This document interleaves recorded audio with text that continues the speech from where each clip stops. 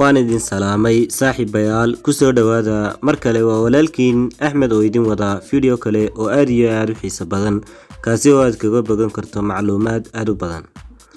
Muuqaalka maanta waxaan idinku soo gudbin doonaa sirar aad iyo aad kugu muhiimsan kaasi oo ku jira settingka mobilkaaga waana ogeyn.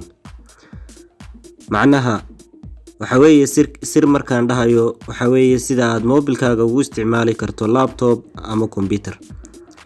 waxaan ogsoonahay in aaladda laptop ama computer ay tahay aalad aad iyo aad u horumarsan, balse maanta waxaynu joognaa tiknoolajiyad cusub.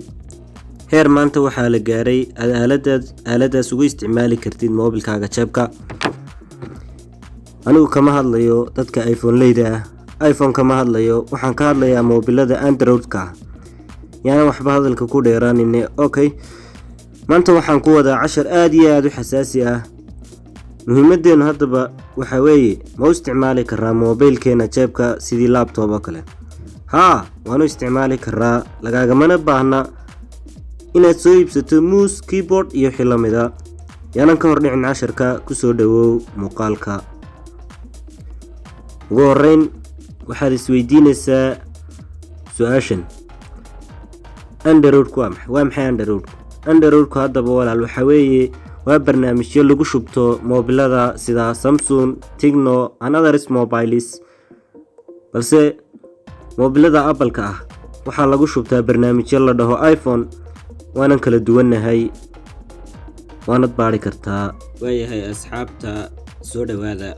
ugu horeyn si aan mobilkeena aan uga dhigno laptop ama computer ahaan oo kale, ugu horeyn waxaan u baahanahay inaynu galno settingska barta ay ku qoran tahay.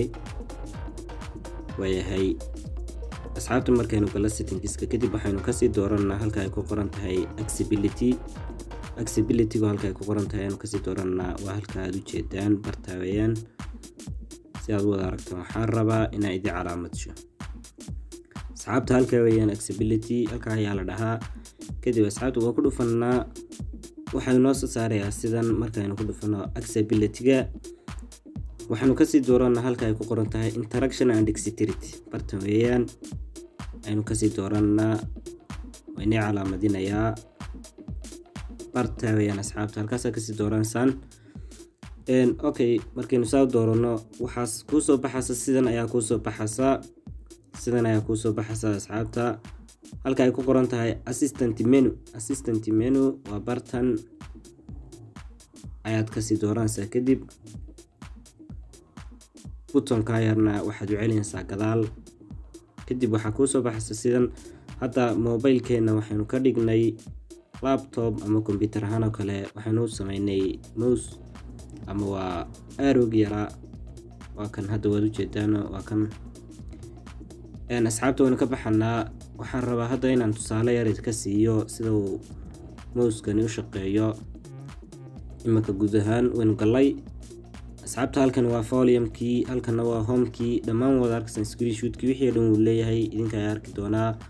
waxba ka hor dhici maayo asxaabta. waxaan rabaa iminka oo muhiimadu ay tahay inaan idin tuso anigu halka aad kasii doonaysid waa cursor.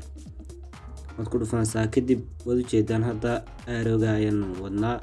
waanu sameynay arrow-gii. markaynu cursor kasii doorano arrow-ga ayaana soo baxaya. halka ayaynu ka maamulanaa mobilkeena. wax kastana waad ku isticmaali karaysaa asxaabta. hadda waxaan rabaa inaan tusaale yar ka siiyo inuu shaqeynayo arrow-gan iyo inaanu shaqeynin. hadda wuu shaqeynaya, waad u jeedaan. waxaan rabaa inaan tusaale yar ka siiyo. waxaynu gelinaa fileska. okay, waa inoo shaqeynayaa maasha allah. waxaan tusayaa kale tusaalahaan oo kale appkan tusayaa. waad u jeedaan applicationada siduu inoogu shaqeynayo inay si fiican tahay oo inoo shaqeynayo. asxaabta waan iskaga noqonnaa. ciddii xiiseynaysa inay maxay heeday ay la soo degto barnaamijkan way la soo degi kartaa. anigu dhowaan ayaan la soo degay asxaabta. waad u jeedaan inuu si fiican inoogu shaqeynayo. meel kasta waynu ku geli karnaa. waa okay, wax walba inoo qaban karaya arrow-gu. waa hawl fudayd weeyaan. okay asxaabta, waan iskaga baxanaa. cashirkeena maanta intaas ayaan kusoo koobanaa. please ha ilaawin inaad subscribe saarto, share garayso, la wadaagto asxaabtaada kale. waanad mahadsantahay. Wassalaamu calaykum waraxmatullaahi wabarakaatu.